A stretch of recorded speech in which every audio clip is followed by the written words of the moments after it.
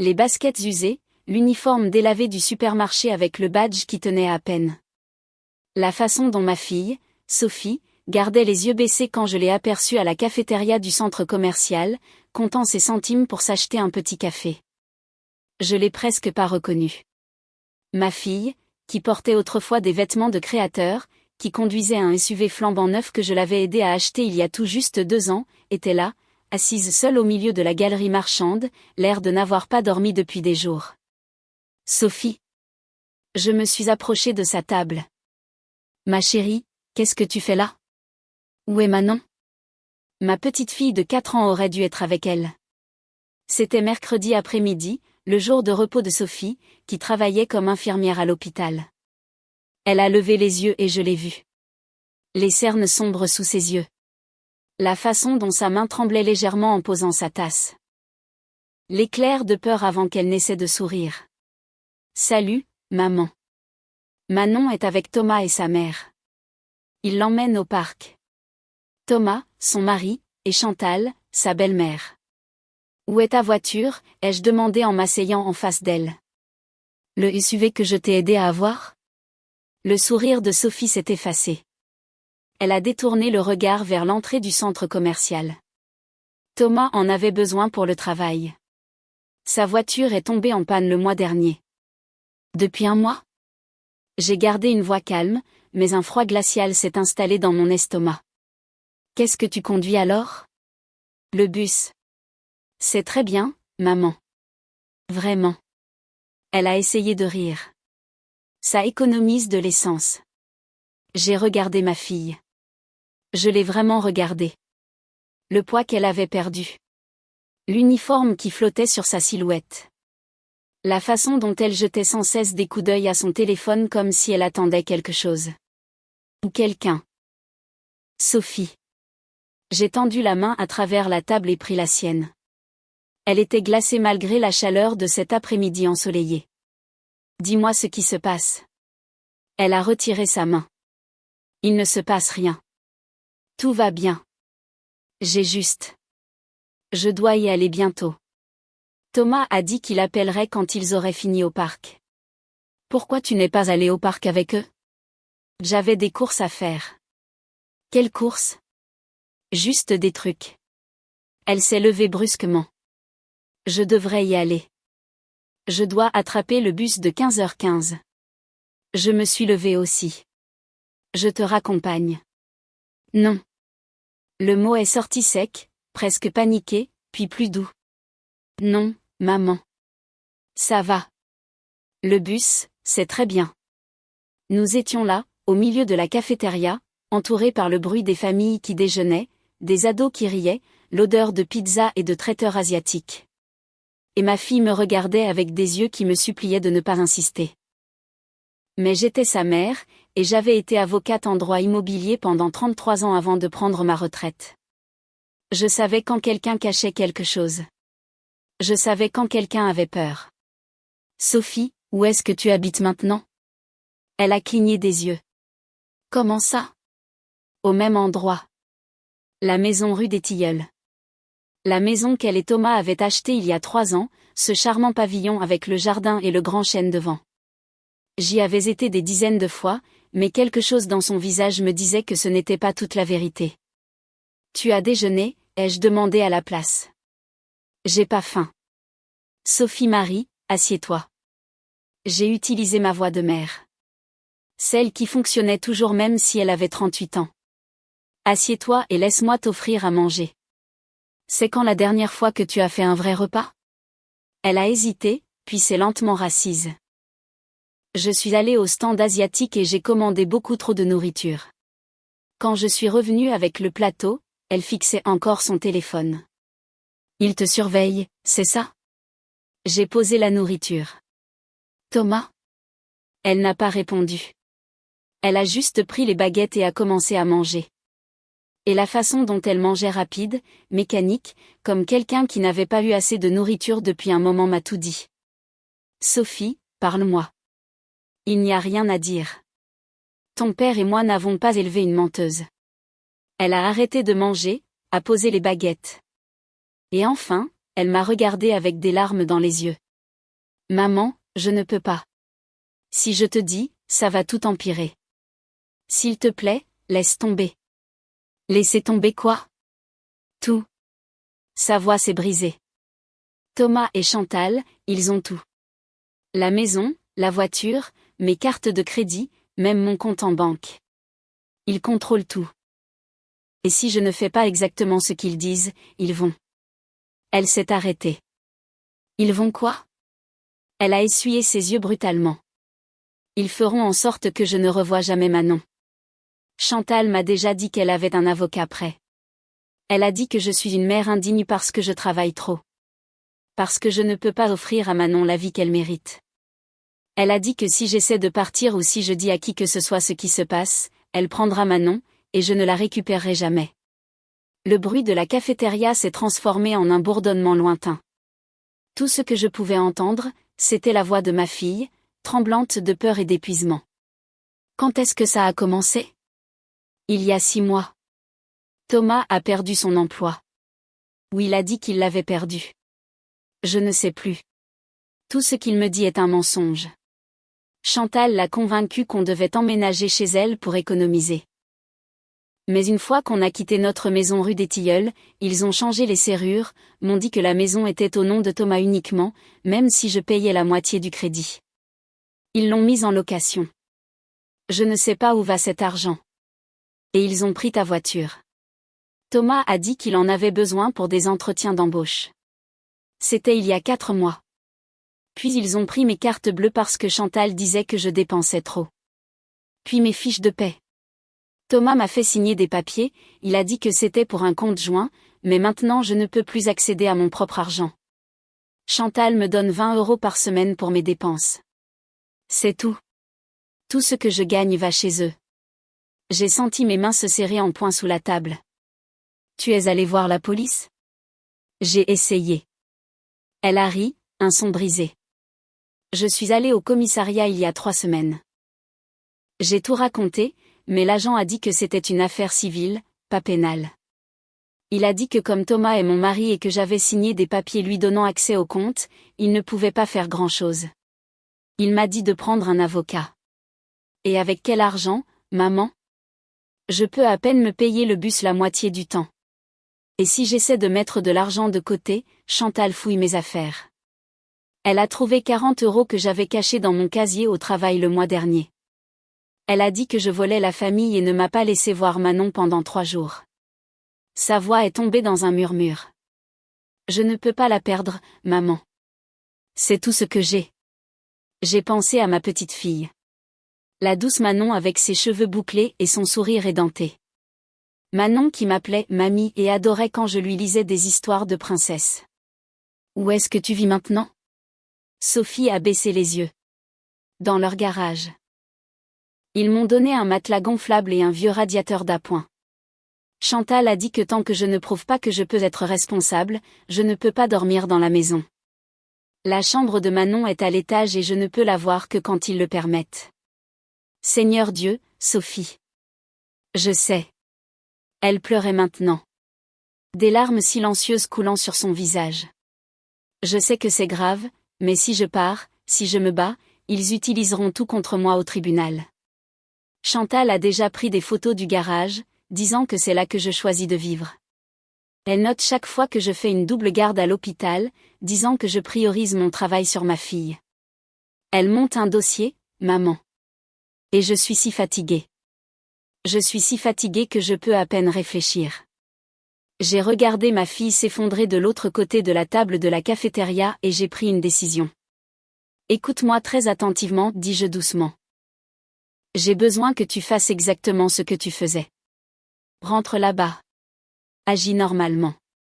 Ne dis rien à Thomas ou Chantal de cette conversation. Tu peux faire ça?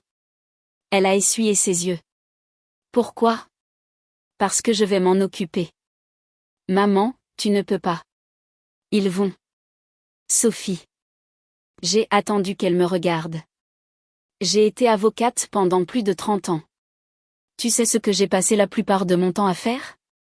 Elle a secoué la tête. Des affaires de fraude. Des gens qui essayaient de voler des propriétés, manipuler des actes, forger des signatures. J'ai vu toutes les ruses possibles, et je sais comment les prouver. Plus important encore, je connais des gens, des avocats, des juges, des enquêteurs et je sais exactement ce que ton mari et ta belle-mère ont fait de mal. Mais la police a dit. La police s'occupe du droit pénal immédiat. Ici, c'est du droit civil, du droit immobilier, du droit de la famille. Et il y a des lois très précises sur l'abus financier, la coercition et l'autorité parentale. Ce qu'ils te font n'est pas juste cruel, Sophie. C'est illégal. À plusieurs titres. L'espoir a vacillé dans ses yeux. Vraiment? Vraiment. Mais j'ai besoin que tu me fasses confiance et que tu restes silencieuse. Tu peux faire ça pendant peut-être 2 semaines? Qu'est-ce que tu vas faire? J'ai souri. Pas un sourire gentil. Je vais rappeler à ton mari et à sa mère qu'ils se sont attaqués à la mauvaise famille. Elle a saisi ma main. Maman, s'il te plaît, fais attention. Chantal, elle est méchante. Elle est vraiment méchante. Ma chérie, j'ai serré sa main en retour. Moi aussi. Le lendemain matin, j'ai passé 3 coups de fil. Le premier était à Magali, qui avait été mon assistante juridique pendant 15 ans. Elle travaillait maintenant pour le meilleur avocat en droit de la famille de la région. Magali, j'ai besoin d'un service. À la fin de l'appel, j'avais un rendez-vous avec l'avocate pour le lendemain, et Magali avait déjà commencé à sortir les registres de propriété pour la maison de la rue des Tilleuls. Le deuxième appel était pour mon vieux collègue, Jacques, qui avait quitté le barreau pour devenir détective privé. Jacques, ça te dirait de faire un peu de surveillance? Pour toi, Hélène? Toujours. Qu'est-ce qu'on cherche? Fraude financière, coercition, faux et usage de faux possibles, et j'ai besoin de preuves photographiques des conditions de vie. Je t'envoie les détails. Commence demain. Le troisième appel était pour la banque où Sophie avait son compte d'origine avant que Thomas ne consolide tout. Bonjour, ici Hélène Martin. J'ai besoin de parler à quelqu'un concernant l'accès au relevé de compte de ma fille, Sophie Martin-Lefebvre. 15 minutes plus tard, j'avais la confirmation que je pouvais obtenir les relevés avec l'autorisation écrite de Sophie, et ces relevés montreraient exactement où son argent était allé. Ce soir-là, je suis passé devant la maison rue des Tilleuls, la maison où j'avais passé les matins de Noël et les anniversaires de Manon. Il y avait un panneau à louer dans le jardin maintenant, et à travers les fenêtres, je pouvais voir qu'elle était vide. J'ai pris des photos, beaucoup de photos. Puis j'ai conduit jusqu'à la maison de Chantal dans ce quartier bourgeois dont elle se vantait toujours. La maison avec le grand portail et la pelouse impeccable. Je me suis garé plus loin dans la rue et j'ai attendu. À 19h30, j'ai vu Thomas arriver dans le SUV de Sophie. Il est sorti, est entré dans la maison par la porte d'entrée comme s'il vivait là, ce qui était apparemment le cas. À 20h15, la porte du garage s'est ouverte, et j'ai vu exactement où ma fille vivait. Un sol en béton, un matelas gonflable dans le coin, une boîte en plastique qui contenait probablement ses vêtements, un radiateur qui avait l'air d'un risque d'incendie, et Sophie assise sur ce matelas dans son uniforme de supermarché, mangeant quelque chose sorti d'un sac en papier. Ma fille, ma brillante, gentille et travailleuse fille qui avait payé ses études d'infirmière, qui avait épousé Thomas parce qu'elle pensait qu'il était un homme bien. Vivant dans un garage comme une moins que rien. J'ai pris plus de photos, des vidéos aussi. Puis j'ai appelé Jacques. J'ai besoin que tu accélères le calendrier, et j'ai besoin que tu sois là demain matin à 6h. Les 2 semaines suivantes furent chargées. Magali a découvert que la maison rue des Tilleuls était bien aux 2 noms, Sophie et Thomas. Le crédit avait été payé par les parents de Sophie comme cadeau de mariage, donc il n'y avait pas d'emprunt. Thomas la louait pour 2500 € par mois. Cet argent allait sur un compte uniquement à son nom. Illégal. C'est un bien commun. Il lui devait la moitié de chaque centime. Jacques a obtenu des images de Chantal fouillant les affaires de Sophie dans le garage.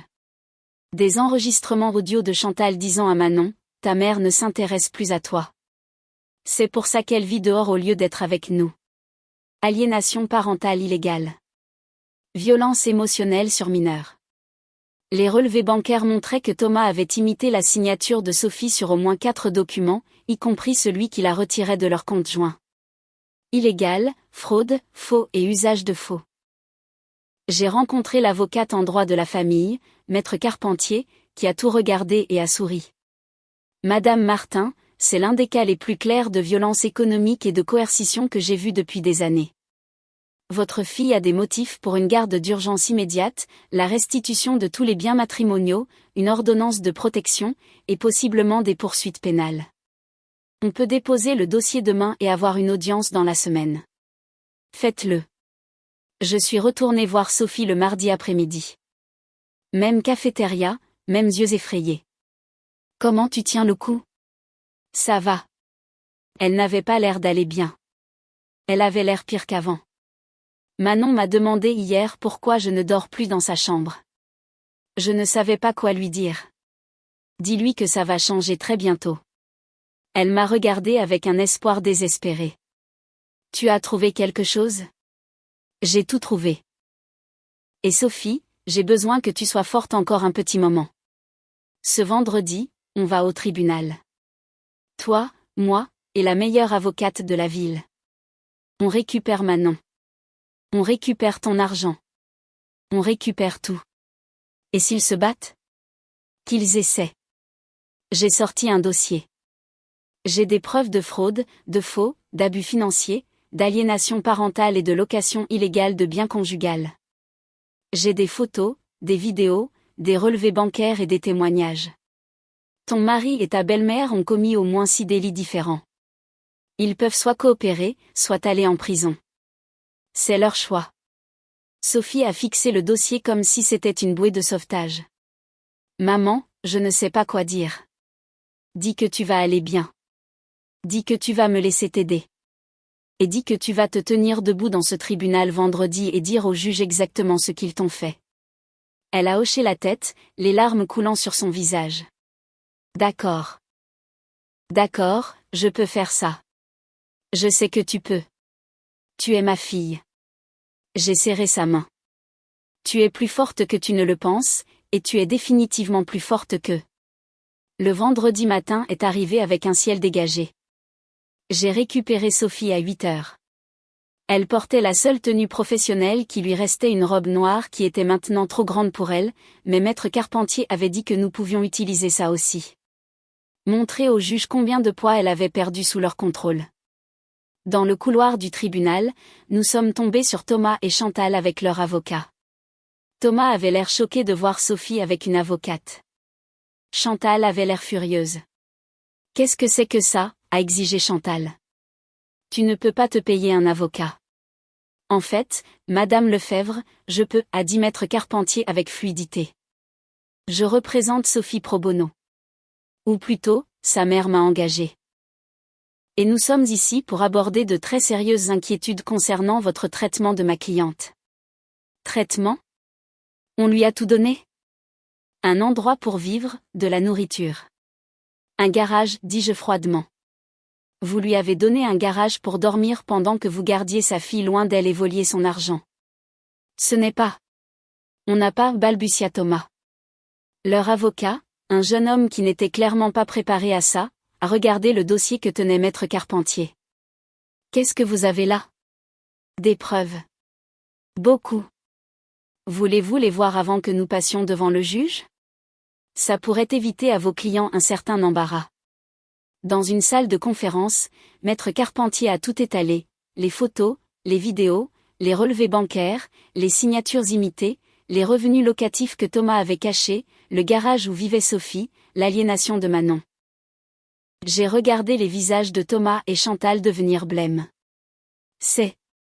On peut expliquer, a essayé Chantal. Madame Lefebvre, on ne peut pas expliquer un faux en écriture, a dit maître Carpentier. On ne peut pas expliquer la violence économique. On ne peut pas expliquer le fait de garder une femme dans un garage pendant que vous vivez dans une maison bourgeoise. Et vous ne pouvez certainement pas expliquer le fait de dire à une enfant de 4 ans que sa mère ne l'aime pas. On essayait juste d'aider, a dit Thomas faiblement. Sophie avait des difficultés financières et nous. Vous lui avez tout pris, l'ai-je interrompu. Sa maison, sa voiture, son argent, sa fille. Vous l'avez isolée, contrôlée, et quand elle a essayé d'obtenir de l'aide, vous avez menacé de faire en sorte qu'elle ne revoie jamais Manon. Ce n'est pas de l'aide. C'est de l'abus. Leur avocat les a regardés. Est-ce que quelque chose de tout cela est faux? Ils n'ont pas pu répondre. Je vais vous recommander de trouver un accord, a-t-il dit doucement. Parce que si cela va devant un juge, vous faites face tous les deux à des poursuites pénales. L'accord a pris 3 heures à négocier. Sophie a obtenu la garde exclusive de Manon, avec effet immédiat. Sophie a récupéré la maison de la rue des Tilleuls, plus tous les revenus locatifs que Thomas avait perçus, plus de 22 000 euros. Sophie a récupéré sa voiture. Sophie a obtenu l'accès à tous ses comptes bancaires, plus le remboursement de l'argent que Thomas avait pris. Thomas a obtenu des visites médiatisées avec Manon 2 fois par mois jusqu'à ce qu'il termine des cours de parentalité et une thérapie. Chantal n'a rien eu. Aucun droit de visite, aucun contact avec Manon, aucun contact avec Sophie. Et si l'un d'eux violait le moindre terme de l'accord, Maître Carpentier déposerait plainte au pénal. Pour tout. Nous sommes sortis de ce tribunal à 16 heures avec une ordonnance d'urgence qui nous permettait d'aller directement chez Chantal avec une escorte policière pour récupérer les affaires de Manon et de Sophie. La tête de Chantal quand nous sommes arrivés avec 2 policiers était quelque chose dont je me souviendrai toute ma vie. Vous ne pouvez pas faire ça, a-t-elle dit. Manon a besoin de stabilité. Elle a besoin. Elle a besoin de sa mère, ai-je dit. Et maintenant, elle l'a. Manon a couru vers Sophie dès qu'elle l'a vue. Maman, tu me ramènes à la maison? Oui, mon bébé. Sophie s'est agenouillée et l'a serré fort. On rentre à la maison. Juste toi, moi et mamie. Mamie aussi. Nous avons emballé les affaires de Manon et celles de Sophie du garage. Ça n'a pas pris longtemps, il lui avait laissé si peu de choses. Thomas se tenait dans l'allée, l'air perdu. Sophie, je suis désolée. Je ne voulais pas que ça aille aussi loin. Maman a dit que c'était le mieux pour tout le monde. Thomas, je ne veux pas entendre ça, a dit Sophie calmement. Tu as choisi ta mère plutôt que ta femme et ta fille. Tu l'as laissé me traiter comme une ordure. Tu m'as volé. Et tu as laissé Manon penser que je ne l'aimais pas. Elle a attaché Manon dans son siège auto. Tu la verras 2 fois par mois, sous surveillance. C'est tout. C'est fini. Nous avons conduit jusqu'à la maison rue des Tilleuls alors que le soleil se couchait. Les locataires étaient déjà partis, Maître Carpentier avait accéléré ça aussi et nous avions les clés. Manon a couru à travers les pièces, excitée. Maman, c'est notre maison? On reste ici? On reste ici, mon bébé. Pour toujours. Pour toujours. Cette nuit-là, après que Manon se soit endormie dans sa propre chambre, sa vraie chambre avec le papier peint de princesse et le coffre à jouets, Sophie et moi étions assises dans la cuisine à boire du thé. Je n'arrive pas à croire que c'est fini, a-t-elle dit. J'attends toujours qu'il débarque, que ce soit un rêve. Ce n'est pas un rêve. C'est réel. Tu es libre, Sophie. Elle a commencé à pleurer alors. De vrais pleurs. Le genre qu'elle retenait depuis des mois. Je l'ai tenue pendant qu'elle sanglotait. Ma fille forte qui avait survécu à quelque chose que personne ne devrait l'avoir à subir. Merci, maman, a-t-elle finalement dit. Merci de m'avoir cru, de t'être battue pour moi. Je suis ta mère. C'est ce qu'on fait. 6 mois plus tard, Manon a fêté son 5e anniversaire dans le jardin de la maison rue des Tilleuls. Le chêne était plein de feuilles, et nous avions accroché une balançoire à l'une des branches. Sophie avait repris le poids qu'elle avait perdu. Les cernes avaient disparu. Elle souriait à nouveau. De vrais sourires qui atteignaient ses yeux. Elle avait aussi été promue au travail, commencé une thérapie, s'était fait de nouveaux amis à l'école maternelle de Manon. Thomas avait terminé 3 mois de cours de parentalité. Il voyait Manon 2 fois par mois, et selon le superviseur, il essayait vraiment d'être un meilleur père. Peut-être qu'un jour il serait quelqu'un en qui Manon pourrait avoir confiance à nouveau. Peut-être pas. Ça dépendait de lui.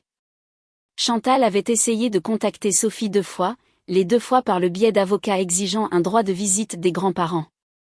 Les 2 fois, Maître Carpentier avait coupé court avec une simple lettre rappelant les preuves que nous avions encore. Nous n'avions plus entendu parler d'elle depuis 4 mois. Alors que je regardais Manon souffler ses bougies et faire un vœu, Sophie est venue se tenir à côté de moi. « Qu'est-ce que tu souhaitais quand tu soufflais tes bougies à 5 ans ?» a-t-elle demandé. « Probablement un poney, ai-je dit. Et toi ? Je ne m'en souviens pas, mais je sais ce que je souhaiterais maintenant. C'est quoi ? Elle a regardé Manon, riant avec ses amis, portant une couronne de princesse légèrement de travers. Rien, a dit Sophie. Je n'ai besoin de rien souhaiter. J'ai tout ce dont j'ai besoin juste ici. J'ai passé mon bras autour de ma fille forte et courageuse qui avait survécu au pire et s'en était sortie. Ouais, ai-je dit. Moi aussi. Le soleil brillait à travers les feuilles du chêne, projetant des ombres dansantes sur l'herbe. Le rire de Manon résonnait clair et brillant. Et quelque part dans ce moment parfait, j'ai pensé au fait que la famille n'était pas juste une question de sang, de certificat de mariage ou de documents légaux. La famille, c'est être présent, se battre les uns pour les autres, rester ensemble quand quelqu'un essaie de vous déchirer. Thomas et Chantal avaient oublié ça, ils pensaient pouvoir contrôler et manipuler sans conséquence. Ils avaient tort. Et ma fille, qui avait été rabaissée, contrôlée et à qui on avait fait sentir qu'elle ne valait rien, avait appris quelque chose d'important. Elle était plus forte qu'elle ne le savait. Elle avait des gens qui l'aimaient, et elle méritait mieux. Nous le méritons tous. Alors que la fête touchait à sa fin et que les parents commençaient à venir chercher leurs enfants, Manon est arrivée en courant avec du glaçage sur le visage et de la joie dans les yeux. « Mamie, on peut manger de la pizza ce soir, s'il te plaît ? Tout ce que tu veux, ma chérie. Maman aussi ? Sophie a ri. Oui, maman aussi. Manon a crié de joie et a couru dire au revoir à ses amis. Elle est heureuse, a dit Sophie doucement. Vraiment, sincèrement heureuse. Je n'étais pas sûre qu'elle le serait après tout ça. Les enfants sont résilients, ai-je dit. Surtout quand ils sont aimés. Et Manon sait qu'elle est aimée grâce à toi. Non, grâce à toi.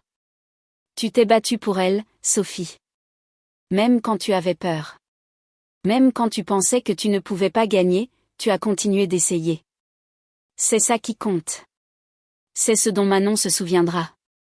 Nous étions là ensemble, mère et fille, regardant Manon jouer sous le chêne dans la lumière dorée de fin d'après-midi. Et j'ai pensé à ce jour à la cafétéria il y a 6 mois. Les baskets usées, l'uniforme délavé, la peur dans les yeux de ma fille. Nous avions parcouru un long chemin depuis. Nous étions rentrés à la maison.